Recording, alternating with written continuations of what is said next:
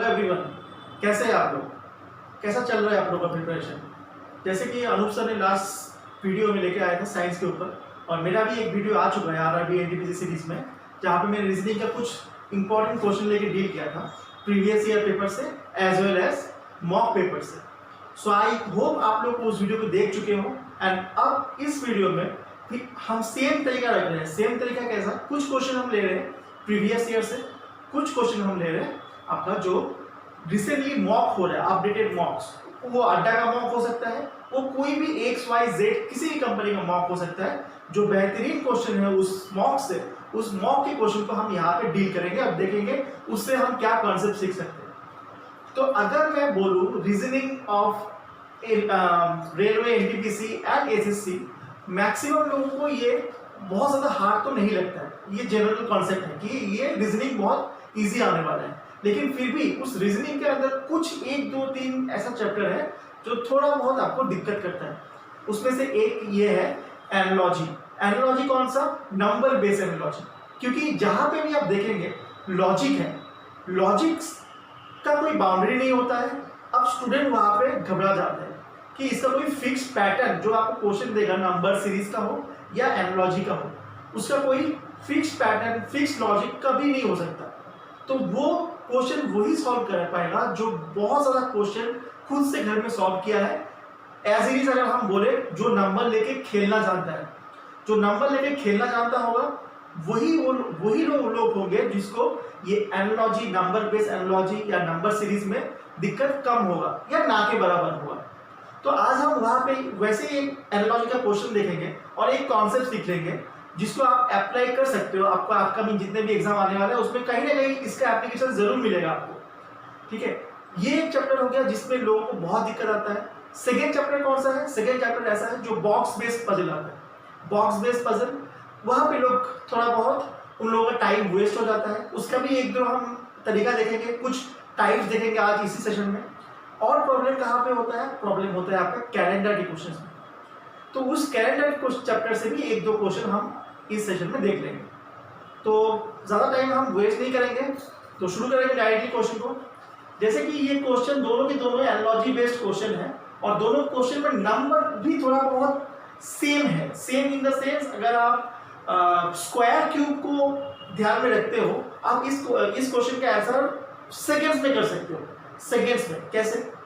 आपको जब भी पेपर में कोई भी नंबर मिल रहा है जो कोई किसी टर्म का स्क्वायर के आसपास हो या फिर क्यूब के आसपास हो, आपको उस टर्म को उस लॉजिक से क्रैक करना ही होगा। जैसे यहाँ पे इस क्वेश्चन पे 65 एंड 82, 65 का आसपास स्क्वायर नंबर 64 है और 82 के आसपास का स्क्वायर नंबर 81 है। तो ये इसको हम बोल सकते थे 8 स्क्वायर प्लस 1, इसको हम बोल सकते थे 9 स्क्वायर प्लस 1। ठीक, तो सिमिलरली यहाँ पे इसको हम क्या बोलेंगे? 12 स्क्वायर प्लस 1, 145 आ गया। ठीक है, अब 13 स्क्वायर 169 प्लस 1 भी करना पड़ेगा, कितना आ जाएगा? 170। आंसर आपका निकल के आ जाएगा। ठीक, अब सेम देखिए, नंबर मैंने 65 वाला जो है उसी को लिया है, क्योंकि आपको एक डिफरेंशिएट दिखा पाओ डिफरेंशिएट करके कि स्क्वायर और क्यूब का बेस जो एप्लीकेशन क्वेश्चन पे आते हैं वो कैसे हम सॉल्व करते हैं। यहाँ पे मैंने 65 के बाद जो नेक्स्ट नंबर देखा था उसके आसपास कोई क्यूब नंबर नहीं है। 82 के आसपास मेरा कोई क्यूब नंबर नहीं आया, लेकिन यहाँ पे आप देखो 65 के बाद जो नंबर दिया है 126, वो क्या है? वो 5 क्यूब के आसपास है, 125 के आसपास है। तो अगर ये आप क्रैक कर लिए हैं तो इसको आप सोचेंगे 4 क्यूब प्लस 1, इसको आप सोचेंगे 5 क्यूब प्लस 1। बात खत्म आपका। 4 क्यूब प्लस 1, 5 क्यूब प्लस 1, ये क्या था? 7 क्यूब, 343 प्लस 1, 344। नेक्स्ट क्या आएगा आपका? 8 क्यूब प्लस 1, 8 क्यूब प्लस 1 कितना आ जाएगा? 513। That will be our answer. So बहुत सारे स्टूडेंट्स हमसे जो ऑफलाइन क्लासेस चलता है उसमें या ऑनलाइन अभी जो क्लास चल रहा है उसमें पूछते हैं कि नंबर बेस्ड सीरीज का मुझे एक फिक्स पैटर्न बोल दो, या फिर कोडिंग डिकोडिंग का भी एक फिक्स पैटर्न बोल दो। मेरा हमेशा जवाब यही होता है कि कोडिंग डिकोडिंग हो या नंबर सीरीज हो, जहां पे आपको लॉजिक लेके डील करना है, तो उस लॉजिक को तो आप किसी भी बाउंड्री में फिक्स नहीं कर सकते। आपको कुछ भी पूछ सकता है, कुछ भी पूछ सकता है, लेकिन उस जो भी क्वेश्चन एग्जामिनर आपसे पूछ रहा है उसको आप डील कैसे करेंगे, उसको आप डील करेंगे नंबर ऑफ क्वेश्चन प्रैक्टिस करके। लेकिन यही बात मैं जब मैं रीजनिंग का इनइक्वालिटी पढ़ाऊंगा, जब मैं रीजनिंग का सिलोजिज्म पढ़ाऊंगा, तब नहीं बोलूंगा, क्योंकि उसका एक फिक्स्ड कॉन्सेप्ट है। वो कॉन्सेप्ट अगर कोई सीख गया, कोई ट्रिक अगर सीख गया, तो उसका बाउंड्री बस वहां तक ही है। वहां पे ऐसा नहीं हो सकता कि हम सिलोजिज्म में लॉजिक लगाने लगे, कुछ दूसरा लॉजिक हो सकता है, किसी तीसरे क्वेश्चन में दूसरा लॉजिक लग जाएगा। नहीं, सिलोजिज्म में जो बेसिक 4 स्टेटमेंट्स है, उसका जो उससे रिलेटेड जो कॉन्सेप्ट्स है, वो अगर एक बार हम पढ़ लेंगे तो सिलोजिज्म क्वेश्चन हम कर सकते हैं। इनइक्वालिटी का कुछ जो बेसिक रूल्स होते हैं, ग्रेटर देन लेस देन या ओपन गेट क्लोज गेट, जो भी फेमस रूल सब है, वो अगर आप एक बार पढ़ लेंगे तो उसके बाहर उसका भी लॉजिक नहीं जा सकता।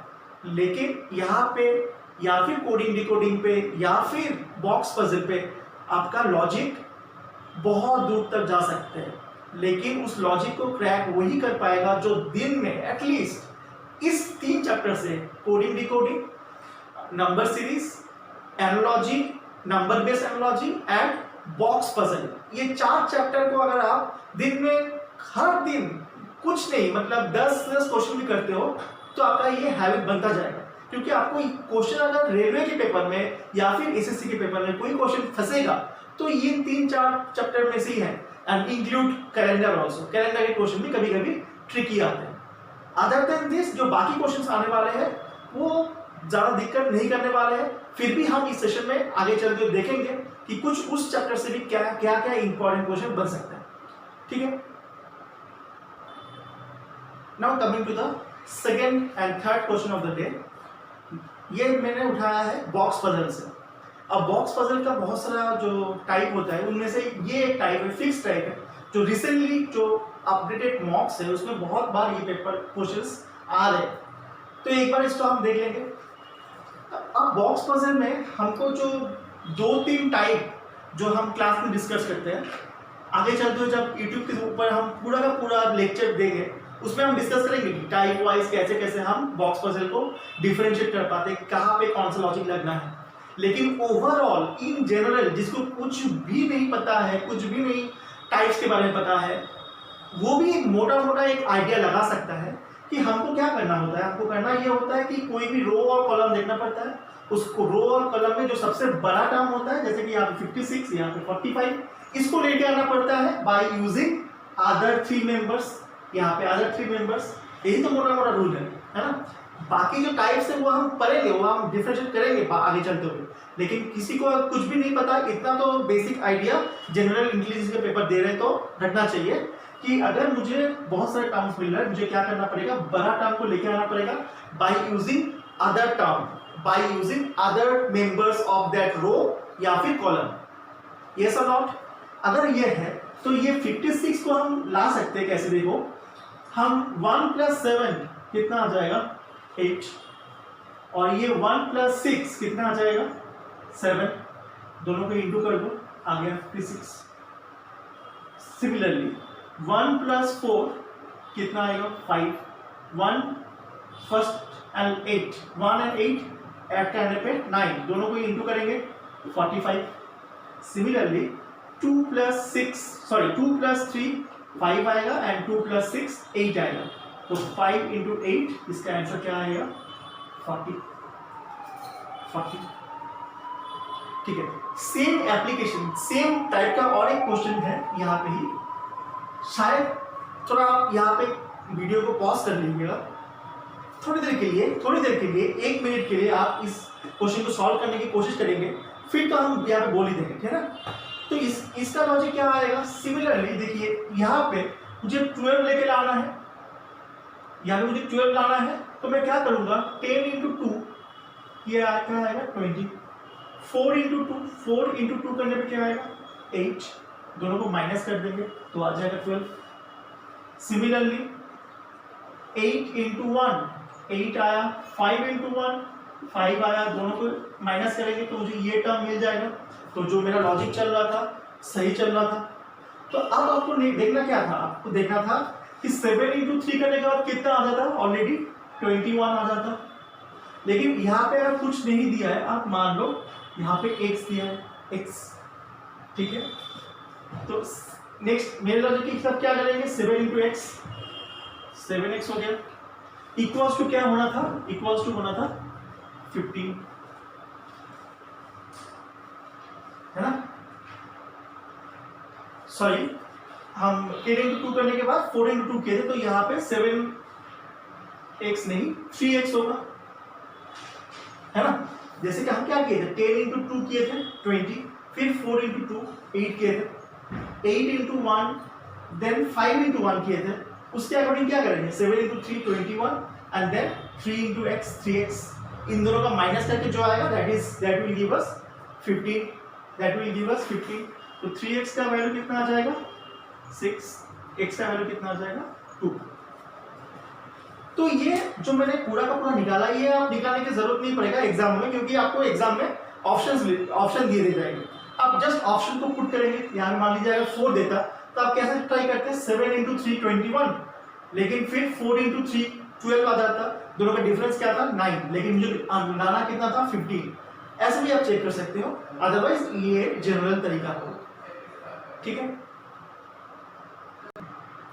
नाउ जैसे मैंने बोला कि कैलेंडर एक ऐसा चैप्टर है जहाँ पे भी लोगों को बहुत प्रॉब्लम्स होते हैं जनरली, तो उस कैलेंडर चैप्टर से ही जो अपडेटेड क्वेश्चंस आ रहे हैं, रिसेंटली जो पेपर हुआ है आरआरबी एएलपी का, ये लास्ट बार जब ग्रुप डी का एग्जाम हुआ था तब भी ये यहाँ से क्वेश्चन, इस कॉन्सेप्ट से क्वेश्चन देखने को मिला था। तो क्या था ये क्वेश्चन आपको ये बोल देगा, क्वेश्चन आपसे एज इट इज ये पूछा गया था, क्योंकि उस एग्जाम को मैंने दिया था तो मुझे एज इट इज क्वेश्चन याद है। क्वेश्चन आपसे ये पूछा था कि 2020 जैसा कैलेंडर फिर से कब रिपीट होगा, फिर से कब 2020 जैसा calendar same as it is repeat होगा। तो आप स्टूडेंट्स हो गए कंफ्यूज होने का 2 रीजन है। किसी की तो इसका जो बेसिक कॉन्सेप्ट है, बेसिक कॉन्सेप्ट क्या है, बेसिक कॉन्सेप्ट ये है, अगर हमसे कोई भी एक ऐसा ईयर देता है जो कि लीप ईयर है और फिर हमसे पूछ लिया जाता है कि सेम कैलेंडर, उस जैसा सेम कैलेंडर, उस ईयर जैसा सेम कैलेंडर फिर कब रिपीट होगा, उसका जो बेसिक कॉन्सेप्ट ये है कि उस ईयर के साथ हम +28 कर देते हैं, +28 कर देते हैं, तो उसके बाद जो रिजल्टेंट ईयर आता है, जैसे कि यहाँ पे 2048 आएगा, तो 2048 में फिर से सेम कैलेंडर रिपीट होगा। तो मैंने क्या बोला, जब भी कोई एक लीप ईयर दे देगा, लीप ईयर में हम उस गिवन ईयर के साथ 28 याद ऐड करते हैं, तो रिजल्टेंट ईयर जो मिल रहा है वही आपका आंसर होना चाहिए था। लेकिन ट्रिक ये किया एएलपी वाले ने, आरआरबी वाले ने क्या किया, उसने 2048 को ऑप्शन में नहीं दिया था, 2048 को ऑप्शन में नहीं दिया था और हो गया क्वेश्चन टफ क्यों, इतना अगर हम एग्जाम देने बैठ रहे कॉम्पिटिटिव एग्जाम, इतना तो हमको जनरल इंटेलिजेंस लगाना पड़ेगा पेपर में। अगर एक बार 28 ऐड करने के बाद मेरा आंसर नहीं आ रहा है तो और एक बार 28 ऐड कर लेते हैं, क्योंकि 2048 अगर ऑप्शन में नहीं है, अगर हम मानते हैं कि 2048 भी तो एक लीप ईयर है, तो 2048 जैसा कैलेंडर फिर से कब रिपीट होगा, फिर हम कॉन्सेप्ट क्या यूज करेंगे, कॉन्सेप्ट सेम यूज करेंगे कि हम 28 और ऐड कर लेंगे। अब इसके साथ जब आप 28 ऐड कर लेंगे तब क्या आ जाता 2076, और ये आपको ऑप्शन में प्रोवाइडेड था और वही उस क्वेश्चन का आंसर था। 2 गेम खेला, पहला तो बेसिक कॉन्सेप्ट कि लीप ईयर के साथ 28 ऐड करना पड़ता है, ये जानना पड़ेगा।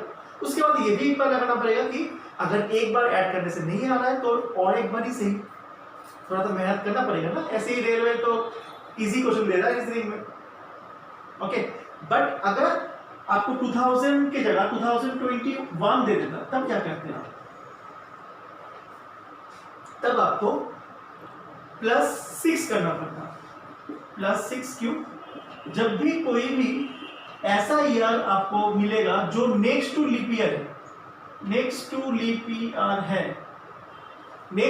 ईयर है, उसमें आप उस गिवन ईयर के साथ +6 ऐड कर देंगे। 2021 is next to leap year, but अगर आपको 2019 देता तो क्या करते, क्या ये नेक्स्ट टू लीप ईयर है, next to leap year means 2018 को भी लीप ईयर होना पड़ता, तब जाके ये नेक्स्ट लीप ईयर होता।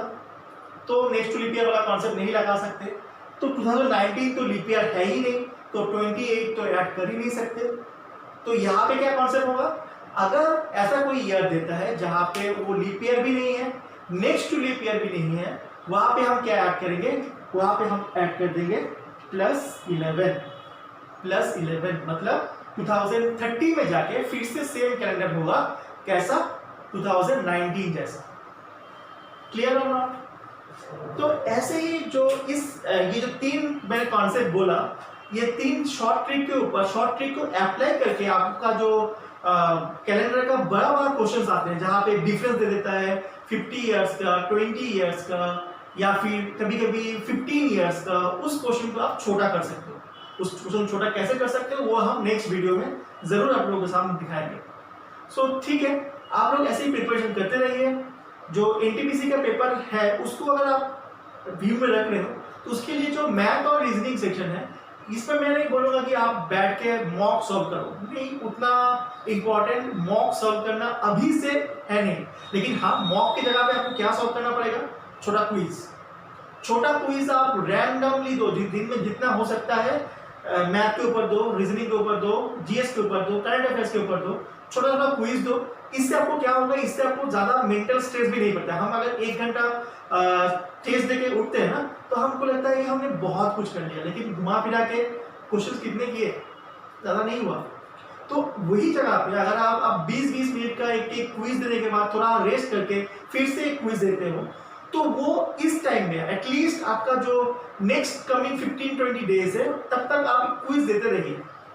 एक बार अगर आप जब आप देखेंगे कि आपका एग्जाम का डेट और आज का डेट मान लीजिए 15 नवंबर से दिसंबर 15, एक मंथ का जब गैप होगा, तब से आप रैंडमली टेस्ट दीजिए और अपना जो जीएस का नोट है उसको रिवाइज करिए।